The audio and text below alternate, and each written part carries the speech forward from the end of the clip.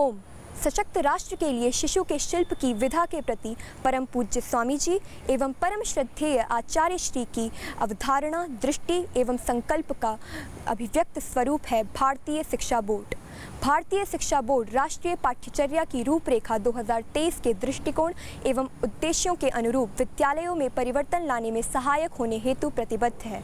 इस उद्देश्य की पूर्ति के लिए प्रधानाध्यापकों एवं अभिभावकों के लिए जीवंत अभिविन्यास कार्यक्रम तथा शिक्षकों एवं विद्यार्थियों के लिए क्षमता निर्माण कार्यशालाएं आयोजित की जा रही हैं ताकि वे शिक्षा नीति में नए परिवर्तनों को आत्मसात कर सकें। आचार्य कुलम के त्रयोदश वार्षिकोत्सव में इसी तथ्य को जीवंत स्वरूप प्रदान किया गया है।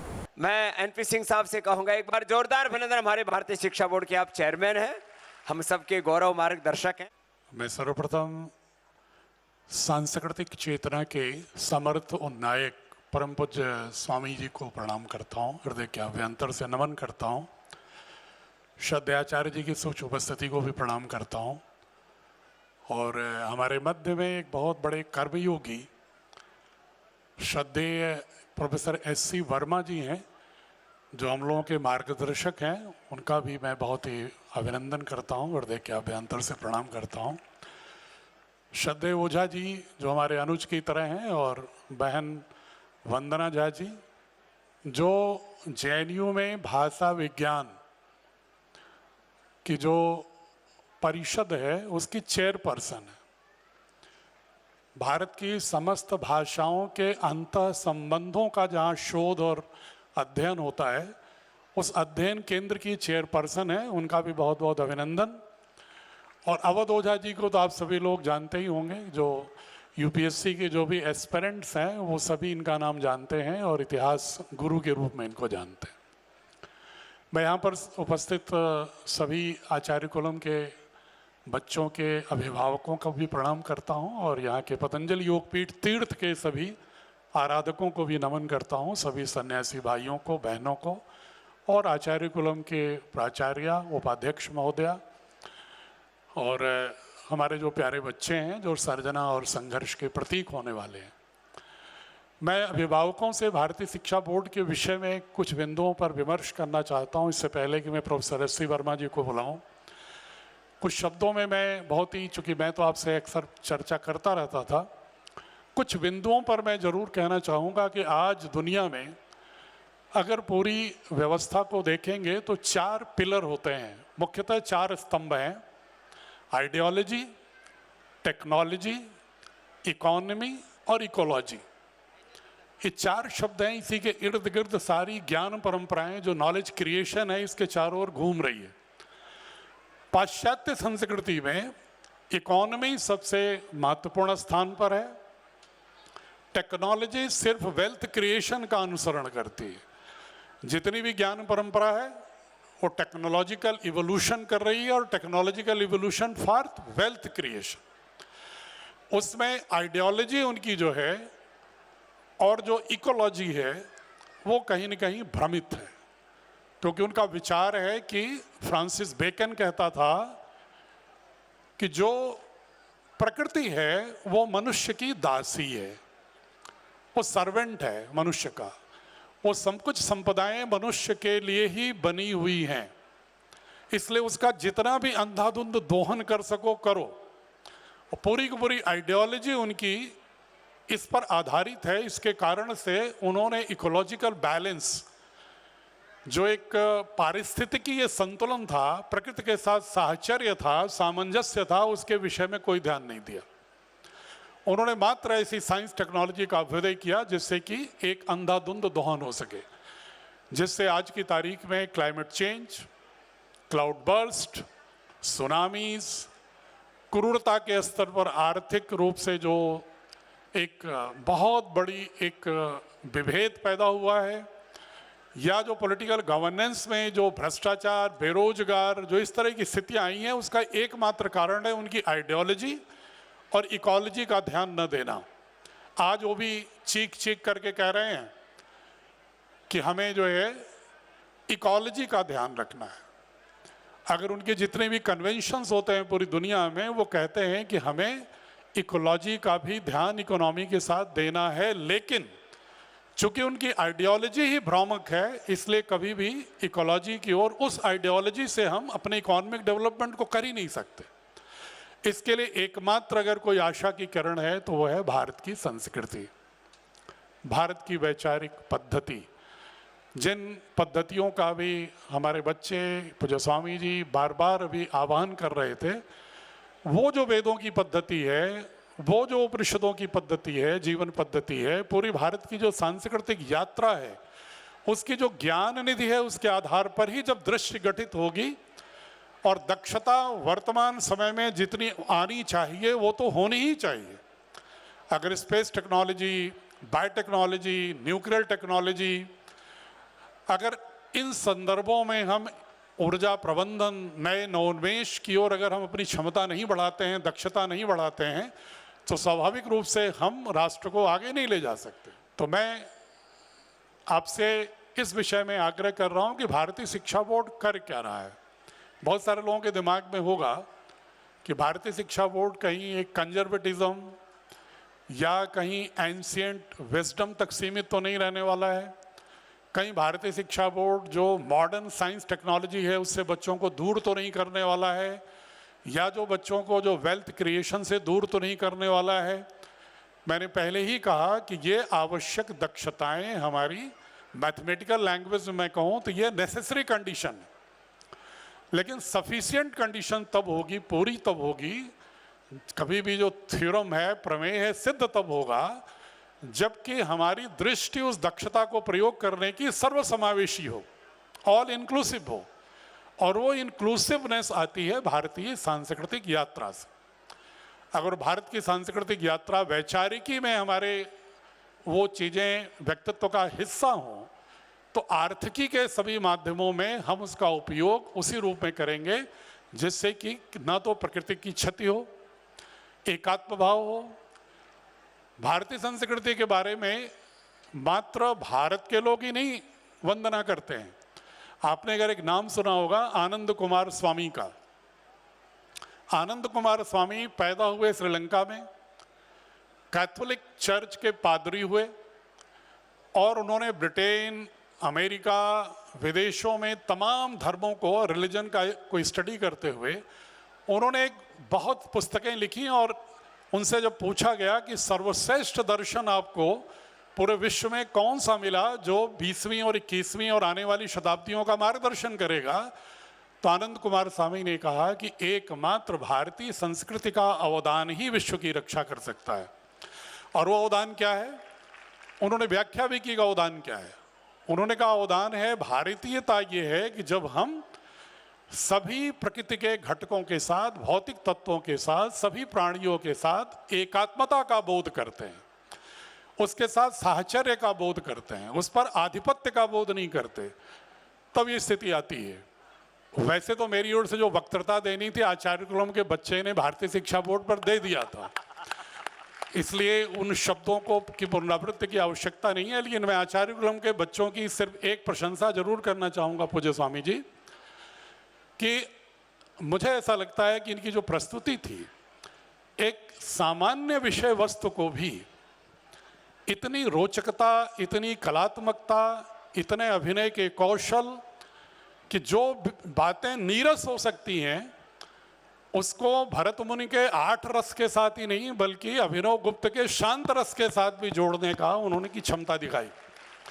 जिसको मैं देख रहा था कि अभिनव गुप्त ने कहा था कि ब्रह्म सहोदर संगीत में जब दर्शक की तन्मयता, स्क्रिप्ट राइटर, कवि और अभिनय करने वाले नायक के साथ एकात्म होने लगता है तो ब्रह्म सहोदर का भाव आता है। और ब्रह्म सहोदर है कि जब सौंदर्य बोध और आध्यात्मिक साधना दोनों के बीच में एक संगम हो जाता है। तो मैं बहुत ही हृदय से कह रहा हूँ स्वामी जी कि मैं जब कार्यक्रम देख रहा था तो मुझे लग रहा था कि जिन्होंने भी इसकी संरचना की है, जिन गुरुजनों ने की है, जिन बच्चों ने की है, जिन्होंने अभिनय किया है, और निश्चय बहुत ही स्तुत्य है उनका प्रयास। और आप सभी लोग उनके लिए मैं मेरे आग्रह पर भी एक बार बहुत ही जोरदार ताली बजाइए कि वो बहुत ही अभिनंदनीय है। और मुझे उम्मीद है कि जैसा कि पूज्य स्वामी गोविंद देव गिरी महाराज कह रहे थे कि पतंजलि योग पीठ ही तीर्थ है। तीर्थ का अर्थ होता है ना पार करने वाला। तो पूरी वैश्विक समस्याओं से पार दिलाने का अगर कहीं कोई मार्ग दिखेगा, पाथे दिखेगा, तो पतंजलि योग पीठ ही उस तीर्थ के रूप में 21वीं सदी में है। और पूरे दर्शन जो भारत की है 1835 के बाद, चाहे महर्षि दयानंद ने, स्वामी विवेकानंद ने, महर्षि अरविंदो ने, पंडित मदन मोहन मालवीय ने, रविन्द्रनाथ टैगोर ने, लोकमान्य तिलक ने, गांधी ने, जिसने भी ये बातें कही, पूज्य स्वामी जी गांधी जी ने भी एक वाक्य लिखा है जिसमें कहा है कि मेरी आखिरी वसीयत है। उन्होंने लिखा है कि भारत को जैसा मैं देखना चाहता हूं, जैसी बेचैनी है जैसा भारत को देखने की, उसमें उसी शिक्षा से आ सकती है जो बुनियादी शिक्षा हो, जो भारत से जुड़ी हुई हो। और उन्होंने आगे यही लिखा है कि यह मेरी आखिरी वसीयत है भारत के संदर्भ में। क्या बात है। और उसी तरह के रविन्द्रनाथ टैगोर जी, जो पाश्चात्य दर्शन के यूरोसेंट्रिज्म के बहुत ही शिकार थे, पाश्चात्य संस्कृति की बहुत ही यशोगान करते थे, 1941 में अपनी मृत्यु से पहले जो उन्होंने अंतिम संदेश लिखा है अपने हाथ से, उन्होंने लिखा कि मेरा दृढ़ विश्वास था कि पाश्चात्य दर्शन सभ्यता का दान करने वाली ये देश को, लेकिन पूरी प्रक्रिया देखने के बाद, उनकी दृश्य से पूरा अवलोकन करने के बाद मुझे लगता है कि मेरा विश्वास बिल्कुल हिल गया, उसका दिवाला निकल गया। उन्होंने ये लिखा है कि उस विश्वास का दिवाला निकल गया और एकमात्र अगर दिशा मिल सकती है तो भारत को पुनः भारत की शिक्षा से जोड़ना होगा। महर्षि अरविंदो भी यही कहते थे, कहते कहते चले गए कि भारत, वो कौन सी शिक्षा है भारत में जिसमें भारत ही नहीं हो कहीं। उसको एक सभी स्वरों को वैदिक काल से लेकर आज तक भारत सापेक्ष शैक्षणिक व्यवस्था और सनातन संस्कृति के सामूहिक स्वर को अगर एक सशक्त स्वरूप देने वाले पूज्य स्वामी जी हमारे सामने एक जीवंत आइकॉन के रूप में, महानायक के रूप में उपस्थित हैं। हम सभी राष्ट्रवादियों का प्रयास होना चाहिए कि आपके साथ चल पड़े जिधर दो डगबग में चल पड़े कोटि पग उसी ओर, इस रूप में हमें आपका साथ देने की जरूरत है। बहुत आपका अभिवादन, बहुत बहुत प्रणाम। प्रणाम सिंह साहब। तो सबसे पहले वर्मा जी आप ही बच्चों को आशीर्वाद दो। वैसे तो आपका आशीर्वाद हमें सदा प्राप्त रहता है, लेकिन आज के इस अवसर पर आपका आशीर्वाद बनता है। तो एक बार श्रद्धेय हमारे ये ऋषि चेतना के साक्षात विग्रह जैसे हैं, एक बार जोरदार अभिनंदन है श्रद्धेय वर्मा जी का। और हमने फिजिक्स तो ज़्यादा नहीं पढ़ा है, हाँ उसको एक्सपीरियंस ज़रूर किया है, लेकिन हमने आपको देख लिया तो हमको पूरा फिजिक्स आ गया है। एक बार जोरदार अभिनंदन। धन्यवाद स्वामी जी। फिजिक्स में मैं हमेशा कहता हूँ कि फिजिक्स आप पढ़ें या न पढ़ें, ये आपके चुनाव का विषय है। पढ़ना चाहें तो पढ़ें, न पढ़ना चाहें तो न पढ़ें, लेकिन फिजिक्स में जीने से आप बच नहीं सकते। आपकी ज़िंदगी से फिजिक्स कभी जा नहीं सकता। आपका सोचना, आपका चलना, आपका बैठना, आपका काम करना, सभी कुछ फिजिक्स के ही नियमों से नियंत्रित है। तो उसमें तो जीना ही पड़ता है ना, अपने को सभी को जीना पड़ता है। आज के इस कार्यक्रम को देखते समय मुझे बार बार यही लग रहा था कि इसकी जिसने कल्पना की होगी, पूरे कार्यक्रम की रूपरेखा जिसने सोची होगी कि किसके बाद ऐसे वैसे वैसे वैसे, और उसकी कल्पना करने की शक्ति कितनी अधिक होगी, कल्पनाशीलता कितनी अधिक होगी, और फिर उसको पूरे का कार्यान्वयन इतने शुद्धता के साथ और इतने शिद्दत के साथ वो कितनी मेहनत से किया गया होगा, और उसमें कितना मैनेजमेंट का स्किल्स कितना लगा होगा।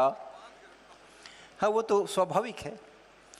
तो वो एक मेरे लिए एक सीखने का विषय हो सकता है, एक शोध का विषय हो सकता है। कभी अगर वक्त मिला तो इस पूरी टीम के साथ कैसे कैसे इसकी संरचना हुई, इसकी अगर मैं पूरी जानकारी उनसे प्राप्त कर सकूं तो बहुत कुछ मेरी भी उन्नति उसमें से हो सकती है। तो बहुत अभिनंदन पूरे आचार्य कुलम की टीम को, और जिन्होंने भी ये सब स्टेज शो और वो एंकरिंग का और सारा काम किया और सब कुछ किया। जो उन सबको बहुत बहुत बहुत बहुत नमन है, बहुत बहुत बहुत बहुत अभिनंदन है। और अंत में जो स्टेज एक्टर हैं, स्टेज के पीछे के एक्टर्स, तो ये लोग हो गए जिन्होंने ये सारी संरचना की, कल्पना की, उसकी योजना बनाई, फिर उसको ट्रेनिंग करी बच्चों में। स्टेज पर के जो एक्टर्स हैं उन्होंने जितने विश्वास के साथ और जितनी दक्षता के साथ सब कुछ प्रस्तुत किया वो भी कल्पनातीत है। उनके लिए तो मैं कहूँगा कि मैं शब्द शून्य हूँ, मेरे पास शब्द नहीं है। कुछ चीज़ें ज़रूर कहना चाहता हूँ आपके। एक तो आज के कार्यक्रम से मुझको एक पूरा भव्य स्वरूप जो है पतंजलि योगपीठ का वो जानने को मिला। भारतीय शिक्षा बोर्ड का तो सिंह साहब के साथ रहते रहते बहुत कुछ पता है उसके स्वरूप का, परंतु अन्य जो विभिन्न क्षेत्रों के अंदर में समाज की, भारत की उन्नति के लिए विभिन्न क्षेत्रों के अंदर में काम हो रहा है आपके माध्यम से, उसकी पूरी जानकारी टुकड़ों टुकड़ों में थोड़ी थोड़ी मिलती रहती थी। लेकिन आज उसका एक जो जब कहते हैं ना कि अर्जुन ने जब विराट स्वरूप देखा तब उसके सारे भ्रम खत्म हुए। उसके पहले कृष्ण जी समझाते रह गए, उसके पहले कृष्ण जी समझाते रह गए, उनके संदेह खत्म नहीं हुए। लेकिन एक बार जब विराट स्वरूप का दर्शन हो गया तो सारे संदेह खत्म हो गए, कर्म में जुट गए। तो वैसा ही कुछ मेरे साथ भी हो रहा है। वंदना जी यहाँ पर है, इसलिए एक बात कहने से मैं अपने को रोक नहीं पा रहा हूँ और इस पर विचार करेंगे कि अभी के जो शिक्षा बोर्ड का, चूँकि काफ़ी अहम यहाँ पर प्रदर्शन भी हुआ है, अभी की शिक्षा का जो स्वरूप चल रहा है भारतवर्ष के अंदर में, उसमें हमारे जो भी सिस्टम है, अच्छा है या ख़राब है, शिक्षा का जो हमारा सिस्टम सरकारी स्कूल हैं, प्राइवेट स्कूल्स हैं, कॉलेजेस हैं, यूनिवर्सिटीज़ हैं, उसके पैरेलल एक कोचिंग नाम का सिस्टम डेवलप हुआ है, जिसके कारण से कि हमारे इस सिस्टम को, अच्छा या खराब सिस्टम है तो सही, उसको एक खतरा सा पैदा हो गया है, एक खतरा सा पैदा हो गया है। और अगर समाज के अंदर में कुछ लोग होते हैं जो कि अच्छे काम करते हैं, कुछ लोग होते हैं जो खराब काम करते हैं, लेकिन उन खराब कामों को अगर समाज मान्यता देना शुरू कर दे, वो बड़ी खतरनाक बात है। अब हमारे एक बड़ी मुश्किल घड़ी लग रही है मुझे पिछले 2-3 सालों से, जब से मैंने ये शब्द सुना पहली बार। जब मैंने किसी विद्यार्थी से पटना में पूछा किस में पढ़ते हो, तो बताया 11वीं क्लास में पढ़ते हो। मैंने पूछा कौन से स्कूल में पढ़ते हो, तो उसने बोला मैं तो डम्मी स्कूल में पढ़ता हूँ। Dummy, DUMMY। तो मुझे आश्चर्य हुआ कि स्कूल कभी डमी हो सकता है? स्कूल डमी कैसे हो सकता है? ये कौन सा स्कूल है जिसको डम्मी स्कूल नाम दिया है किसने? और उसको इतना आश्चर्य हो रहा था कि इतने बड़े प्रोफेसर हैं, इनको इतना नहीं मालूम है कि डम्मी स्कूल क्या होता है। पता चला क्यों? डम्मी स्कूल होते हैं जहाँ पर कि खाली नाम लिखाया जाता है और फीस दी जाती है, क्लास नहीं करना होता, प्रैक्टिकल्स नहीं करने होते हैं, टेस्ट में भागीदारी नहीं करनी होती है, परीक्षा के नंबर भी मिल जाते हैं, प्रोजेक्ट के नंबर भी मिल जाते हैं और सब कुछ चलता रहता है। और बच्चे कहाँ जा रहे हैं? बच्चे कोचिंग करने के लिए जा रहे हैं। और ये चीज़ बढ़ती गई और अब तो अभिभावक भी पूछते हैं फ़ोन करके, क्या करें, इसको रेगुलर स्कूल में डालें कि इसको डमी स्कूल में डालें? मुझसे पूछते हैं फ़ोन करके। और कोचिंग के कारण से टेंशन, कोचिंग के कारण से आप जानते हैं कोटा के अंदर में कितनी आत्महत्याएं हैं, कोचिंग के कारण से जो आप इतनी मेहनत कर रहे हैं लोगों को स्वास्थ्य के लिए, वो बच्चे कोचिंग में जाने वाले स्वास्थ्य उनका क्या हो रहा है, नींद कहाँ ले रहे हैं, खेल कहाँ रहे हैं, योग कहाँ कर रहे हैं, क्या कर रहे हैं, वो शारीरिक का क्या कर रहे हैं, वो मानसिक स्वास्थ्य उनका, रिश्तेदारों तक से उनको बात करने की इजाज़त नहीं होती या सुविधा नहीं होती है। रिश्तेदार घर में आते हैं तो वो उनको ऊपर ही रखा जाता है कि आधे घंटे बर्बाद ना हो जाएं। तो मैं आपसे ये निवेदन करना चाह रहा था कि जो ये पतंजलि कैरियर एकेडमी है, जो इस JEE और नीट के लिए बनाई गई है, इसके नाम के साथ ये कोचिंग शब्द न रखा जाए। और चूँकि आप भाषा की हैं, और तो शब्दों का कितना प्रभाव होता है, शब्दों का कितना प्रभाव होता है आगे की सारी कार्य रचना के ऊपर। ये कोचिंग शब्द ऐसा है ना कि आप इसके साथ अगर तुलना करेंगे कि कोचिंग को बदनाम कर दिया। कि इसके साथ अगर हम अपनी तुलना करेंगे, देखो कोचिंग वाले 3-4% का रिजल्ट निकालते हैं, हमारी कोचिंग में देखो 37% और 51%, तो कोई मतलब नहीं निकलता है सर, इसका कोई मतलब नहीं निकलता है। इसमें संशोधन करेंगे। रैट रेस में जो जीतता है वो भी रैट ही रह जाता है, क्योंकि वो रैट रेस है।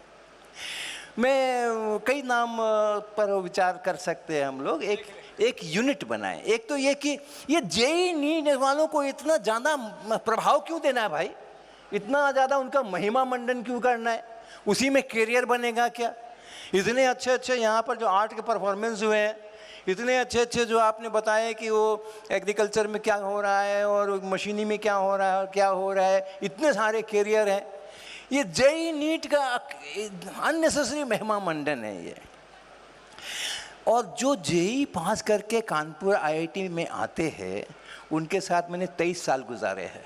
आईआईटी कानपुर में मैं प्रोफेसर रहा हूँ। उनके दुख दर्द मुझे मालूम है, उनके दुख दर्द मुझे मालूम है। वो आने के बाद कितना रोते हैं वो मुझे मालूम है। पहला इम्तिहान होता है, कम से कम 100 लोग तो फेल कर जाते थे जब हमारा 430 का इंटेक था। अभी तो 1200 का इंटेक है, पता नहीं कितने फेल करते। अब जो बच्चा आईआईटी कानपुर जैसे प्रतिष्ठित आईआईटी में एडमिशन हुआ है, कितना उसका महिमा मंडन हुआ होगा, कितना उनको बधाइयाँ रिश्तेदारों की मिली होंगी, कितना उसको घर में किया गया होगा। और उसके 2 महीने के बाद जब वो अपना रिजल्ट कार्ड देखता है और उसमें फेल लिखा होता है, क्या गुजरती होगी उसके ऊपर। क्योंकि हमारी परीक्षा में, आईआईटी एडवांस की परीक्षा के अंदर में जो कट ऑफ है जनरल का,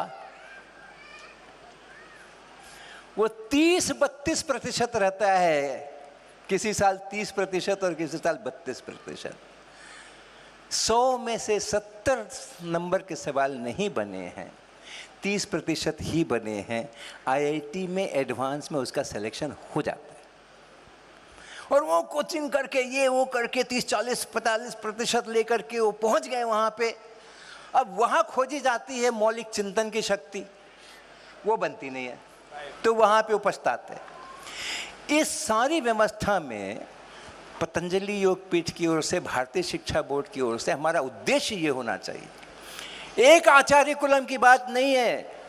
आचार्य कुलम एक मिसाल बनना चाहिए, आचार्य कुलम एक लीडर बनना चाहिए जो पूरे भारत के स्कूलों को दिशा दे। और कभी कोई पूछे एम्स में और आईआईटीज में कि तुमने कोचिंग कहाँ ली, तो बच्चे को कहना चाहिए मैं आचार्य कुलम स्कूल का विद्यार्थी हूं, मैं कोचिंग नहीं लेता। मैं अपने स्कूल में पढ़ करके मेरी प्रतिभा का इतना विकास होता है कि मुझे ये कोचिंग की जरूरत नहीं है। और ये चीज़, ये एक मिसाल रख करके अगर हम पूरे देश के सारे स्कूलों के सामने में ये रखें कि हमारा शिक्षण ऐसा होना चाहिए, हमारी पद्धतियाँ ऐसी होनी चाहिए, जिसमें हमारा बच्चा जिस क्षेत्र में जाएगा उस क्षेत्र के अंदर में वो एक्सेल करेगा, उसको किसी बैसाखियों की ज़रूरत नहीं होगी। बहुत बहुत वही आप कर रहे हो अभी। भारतीय शिक्षा बोर्ड की पुस्तकों में 9वीं 10वीं 11वीं 12वीं का जो पाठ्यक्रम कर रहा है, तो उसमें ये जो पूरा तंत्र चल रहा है उसको उसी में समाहित कर रहे हैं। इसके लिए बहुत बड़ा पुरुषार्थ कर रहे हैं वर्मा जी और हमारे सिंह साहब, इसके लिए आपको प्रणाम जी। बहुत बहुत धन्यवाद। समय काफ़ी हो गया है, मैं ज़्यादा कुछ नहीं कहूँगा। और बस आप सभी को बहुत नमन है। आपकी जो संकल्प शक्ति है उसको मैं शुरू से बहुत प्रणाम करता रहा हूँ और आज भी आपके सामने नतमस्तक हूँ आपकी संकल्प शक्ति के। और जब आप संकल्प से सिद्धि की बात करते हैं तो उसको आपने करके दिखाया है। बहुत बहुत अभिनंदन। बहुत प्रणाम वर्मा जी। हमें संकल्प से सिद्धि की ओर आगे बढ़ना है। और वैसे मैंने भोर में भी इस बात को कहा था, हमारे प्रदीप जी जो पतंजलि कैरियर जो अकेडमी जिसके बोल रहे थे कि नाम कुछ उसका दूसरा रखो, कि स्कूल, कोचिंग और बोर्ड तीनों की भिन्न दिशाएं हैं और फिर वो बच्चा किधर जाए वो खुद ही उसमें भ्रमित हो जाता है, एक भ्रमजाल में पड़ जाता है। उसको निकालने का भी पुरुषार्थ यहीं से होगा आपके आशीर्वाद से। तो बहुत बहुत प्रणाम वर्मा जी के इस दृष्टि को। और अभी वैसे वंदना जी को भी आशीर्वाद देना है संक्षेप में, और मैंने ऐसे ही सिंह साहब को बोला कि आज के अनुष्ठान में केवल शिक्षा से जुड़ी हुई जो पवित्र आत्माएं हैं उनको हमें यहाँ पर आमंत्रित करना है।